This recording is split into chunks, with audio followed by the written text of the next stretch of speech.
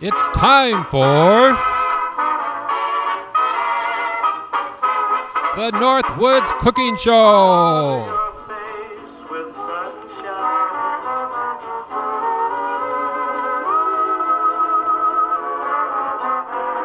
Starring Uncle Roy and Miss Callie, the troublemaking dog.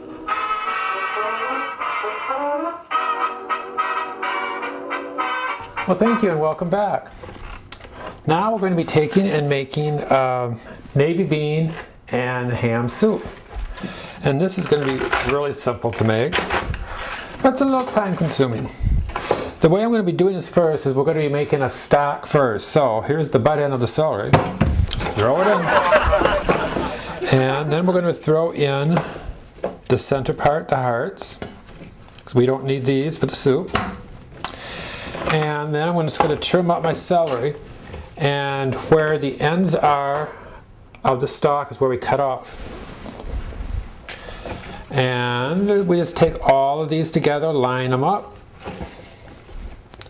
and wherever that line is, we cut off. And then all of these go into your stock. And then these we're going to save later, and we don't need all these, we just need a few for our soup. But these are all clean now. You can just put these in a, well, we're going to wash them first, and then they'll be clean. You can just put them in a Ziploc bag and throw them back in the refrigerator. And same way now with our carrots. We're going to peel the carrots, and we're going to throw the peelings in the pot too. What we're doing is we're going to be making a stock. And what the stock is, it's the base for all your soups. Now, if you're going to be making a beef stock, let's say you're going to make a beef soup, whatever, you can throw the hunk of beef right in there too and boil this all together. And what that is going to give you a rich broth.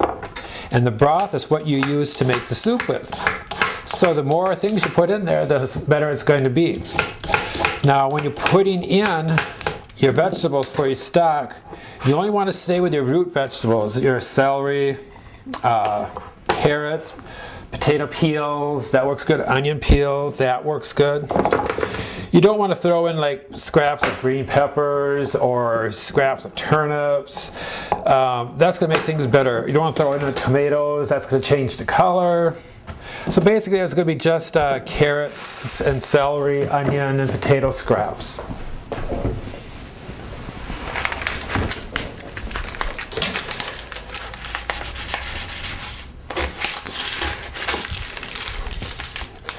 Now this onion is a little rotten on the outside. So we're not going to throw these pieces of skins into the broth because that's bad. So these we got to throw away.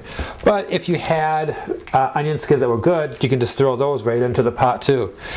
And the whole butt end of the onion, that works great in your soup too.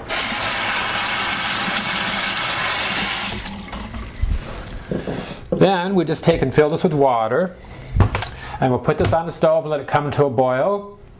And what else you can throw in here is your seasonings. You can put in a little bit of garlic powder, just a little sprinkle. You don't want to over season it. And a couple of bay leaves work great. Throw some of these in. Just a couple, I got 2 or 3, they're small. And let's see, you don't want to put any type of salt in there. A little bit of Italian seasoning, that works good. About a ½ teaspoon. And that's about it. You can put some pepper in there too. Whole peppercorns work really good in this. Just a little bit, about a ½ teaspoon. And then we're going to fill this up with water.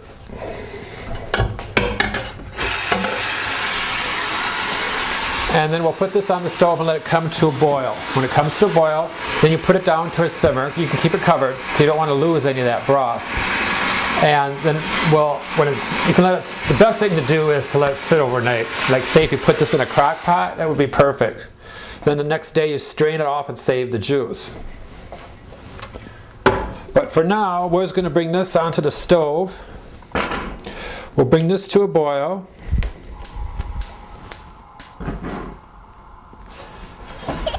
And then you can just let it simmer for all afternoon or a couple hours.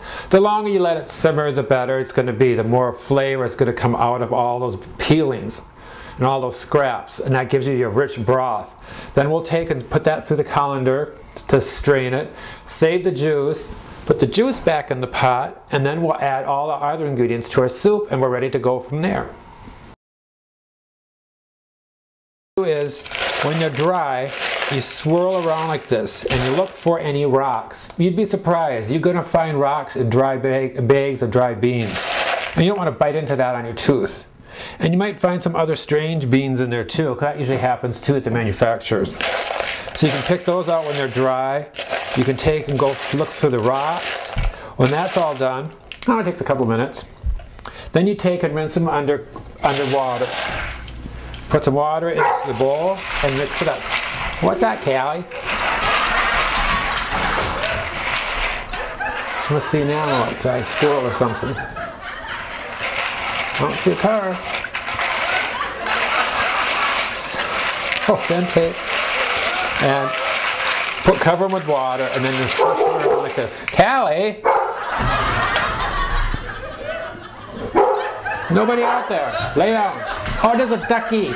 It's a ducky. Look, it's a mallard duck. There's a duck in the front yard. No! Lay down. Oh, she's ready to climb through the window. She's a duck. It's in her territory. Look out. So then you just take and you drain off the water.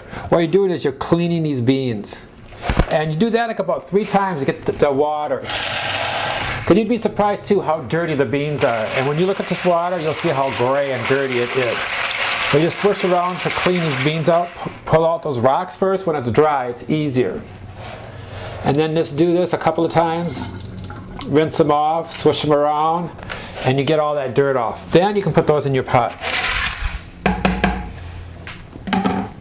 Next, we'll be cutting up some onion.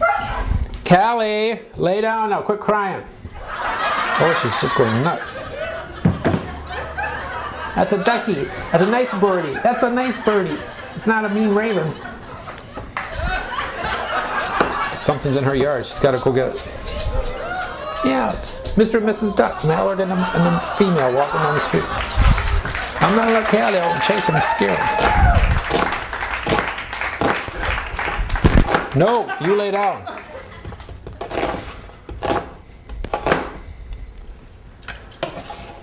And then we'll put in onion. I got like one medium here. It was a large, but after I cut away all the bad parts, I don't have that much of it left, so this is all we need. So it's like about a medium onion. And we're going to dice this up, medium-sized dice. Now I got my celery here. Now remember, take your celery too and cut it down the centers. You don't want big chunks. That was about, I don't know, 4 or 5 stalks of celery. And then I got 3 carrots here. And let's see, that looks pretty good.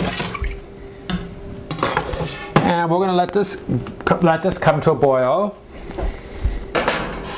Now remember, the seasoning's already in that stock, so you don't need to over season again. But you do want to add some more flavor to it. So we're going to be doing a ham. I got plenty of ham here left over from Easter. Big old chunk. So you know what, you can put in a lot of ham if you want. Like I said, everything is on a personal taste. No set rules on that. But you want a soup, so you don't want to make a big thick stew. You know, we're not making a bean casserole. So you want a lot of liquid in there. Now the other thing too is, If you have any leftover vegetables in your refrigerator, this is a good time to throw them in too, but don't put them in until your soup is all done. When the beans are all cooked and tender, then you can take and you add in any leftovers, because then it's already cooked.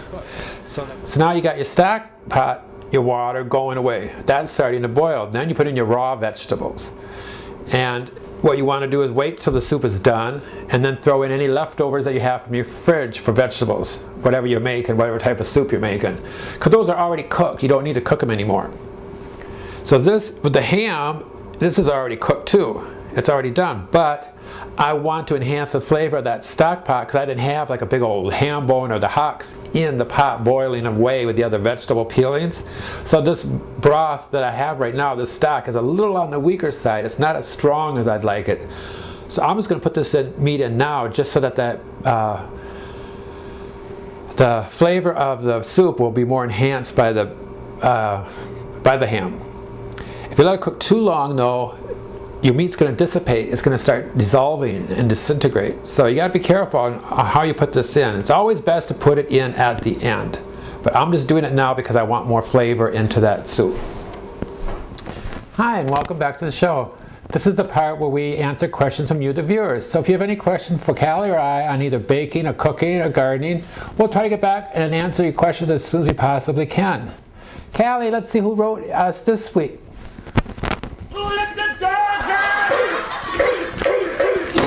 What's that?